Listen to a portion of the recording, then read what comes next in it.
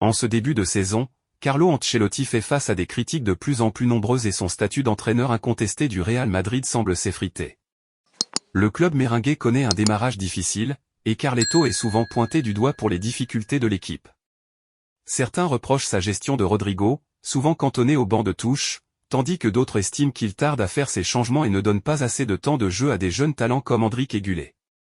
Sa créativité tactique est également remise en question par certains observateurs. Le Real Madrid vient d'essuyer une défaite sévère contre le Barça, 4-0, dirigé par Hansi Flick, dans une rencontre où l'entraîneur allemand a pris le dessus tactiquement sur Ancelotti, malgré un effectif théoriquement moins talentueux.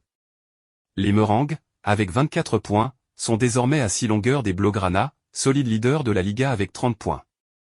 En Ligue des Champions, la situation n'est guère plus favorable, le Real a déjà concédé une défaite face à Lille, 1-0, et ne pointe qu'à la 12e place au classement, avec 6 points après 2 victoires en 3 matchs. Cette situation suscite des doutes au Real Madrid quant à la capacité d'Ancelotti à tirer le meilleur de son effectif, comme il a pu le faire par le passé en remportant notamment 2 Ligues des Champions, 2022 et 2024. Pour le moment, la direction maintient son soutien envers Carlo Ancelotti et préfère évaluer les performances sur le long terme, confiante dans la capacité de Carleto à redresser la situation, comme il l'a déjà prouvé. Rien ne laisse penser que son poste soit menacé pour l'instant, malgré les rumeurs de départ qui circulent. Ces bruits de couloir alimentent cependant des spéculations sur son potentiel successeur. Si le nom de Zinedine Zidane a été évoqué, un troisième retour au Real Madrid semble peu probable, d'autant que l'on anticipe un futur à la tête de l'équipe de France pour l'icône du club.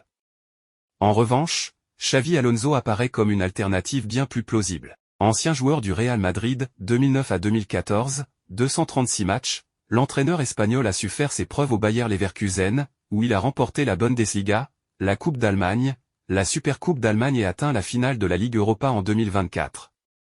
Son attachement au club madrilène le positionne comme un candidat sérieux pour l'été prochain, un moment clé pour le Real. Pour l'heure, Carlo Ancelotti devrait terminer la saison avec le soutien de la direction, même si des médias comme Relvo ou The Athletic indiquent que sa position n'est plus aussi inébranlable qu'avant. De plus, le préparateur physique du club, Antonio Pintus, serait également la cible de critiques de la part de certains joueurs, qui remettent en question ses méthodes d'entraînement. À quelques heures de la cérémonie du Ballon d'Or, un retournement de situation semble se profiler. Depuis des semaines, les médias s'accordaient à dire que Vinicius Junior allait remporter le Ballon d'Or 2024.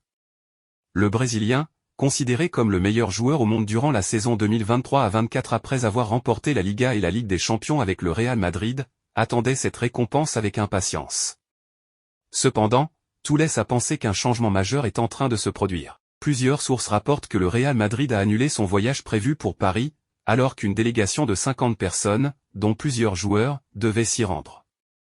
D'après Marca, l'avion devait décoller à 15 h de l'aéroport Adolfo Suárez de Baraja, mais personne n'est monté à bord.